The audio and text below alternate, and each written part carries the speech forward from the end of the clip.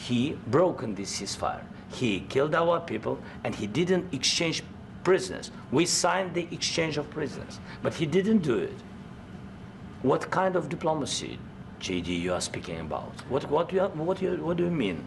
I'm talking about the kind of diplomacy that's going to end the destruction of your country. Yes, but if you Mr. President, with respect, I think it's disrespectful for you to come into the Oval Office and try to litigate this in front of the American media. Right now, you guys are going around and forcing conscripts to the front lines because you have manpower problems. You should be thanking the President for trying to bring an end to this conflict. Have you ever been to Ukraine that you say what problems we have? I have been to. Come once. I've actually watched and seen the stories, and I know what happens is you bring people, you bring them on a propaganda tour, Mr. President.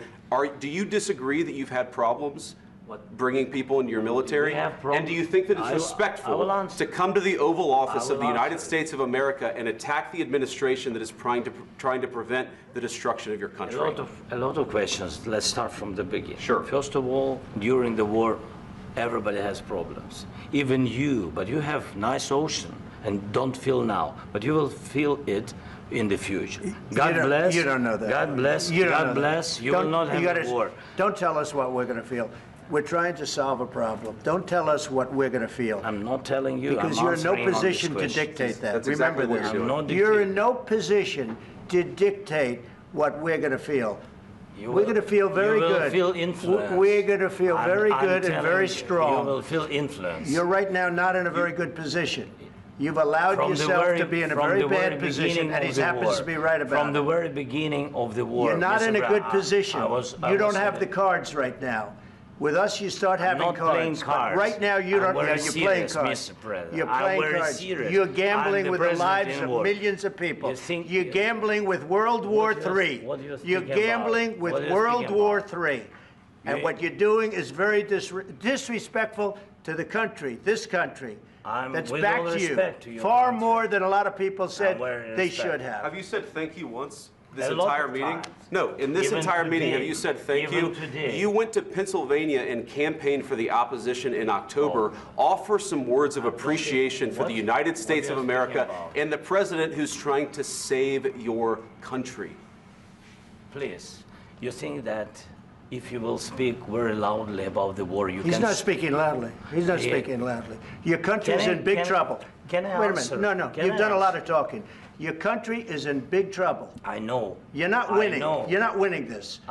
You have a damn good chance of coming out okay because of us. Mr. President, we are staying in our country, staying strong from the very beginning of the war. We've been alone, and we are thankful. I said thanks you haven't in been this alone. cabinet, you and haven't not been only alone. in this cabinet. We gave you, through this stupid president, $350 billion.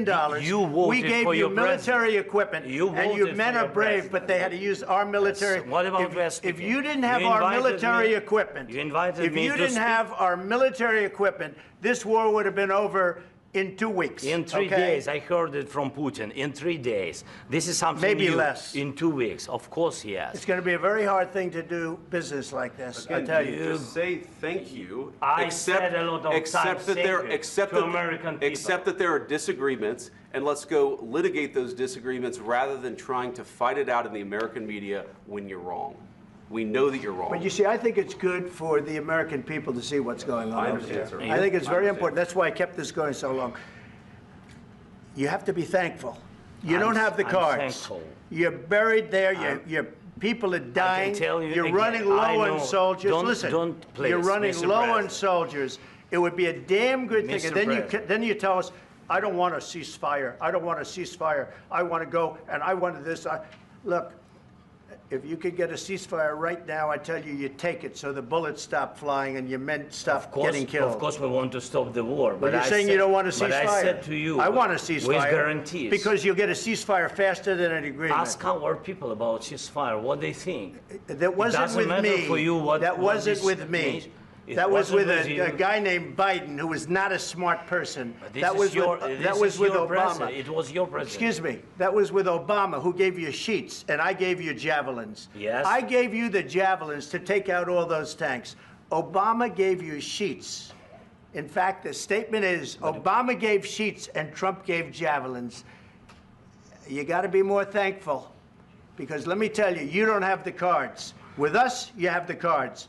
But without us, you don't have any cards. One more question to Mr. Vice President. I'm sorry, here. It's going to be a tough deal to make because the attitudes have to change. What if Russia breaks ceasefire? What if Russia breaks peace talks? What do you do then? I understand that it's a heated conversation right now. What are you saying? She's asking, what if Russia breaks the ceasefire? What if anything? What if a bomb drops on your head right now? Okay? What if they broke it? I don't know. They broke it with Biden because Biden, they didn't respect him. They didn't respect Obama. They respect me. Let me tell you, Putin went through a hell of a lot with me. He went through a phony witch hunt where they used him and Russia. Russia. You ever hear of that deal? That was a phony Hunter Biden, Joe Biden scam. Hillary Clinton, Shifty Adam Schiff. It was a Democrat scam. And he had to go through that. And he did go through it. We didn't end up in a war. And he went through it. He was accused of all that stuff. He had nothing to do with it. It came out of Hunter Biden's bathroom. It came out of Hunter Biden's bedroom. It was disgusting.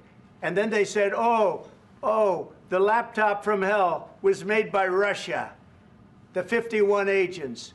The whole thing was a scam. And he had to put up with that. He was being accused of all that stuff.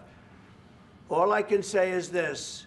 He might have broken deals with Obama and Bush, and he might have broken them with Biden. He did, maybe. Maybe he didn't. I don't know what happened. But he didn't break them with me. He wants to make a deal. I don't know if you can make a deal. The problem is I've empowered you to be a tough guy. And I don't think you'd be a tough guy without the United States. And your people are very brave. But you're either going to make a deal or we're out. And if we're out, you'll fight it out. I don't think it's going to be pretty, but you'll fight it out. But you don't have the cards. But once we sign that deal, you're in a much better position. But you're not acting at all thankful. And that's not a nice thing. I'll be honest, that's not a nice thing. All right, I think we've seen enough. What do you think? Huh? This is going to be great television, I will say that. All right. We'll see what we can do about putting it together. Thank you. Guys, let's go. Guys, come on, let's go. We'll see. I don't know. All right, guys. Guys, come on. Wait. Hey.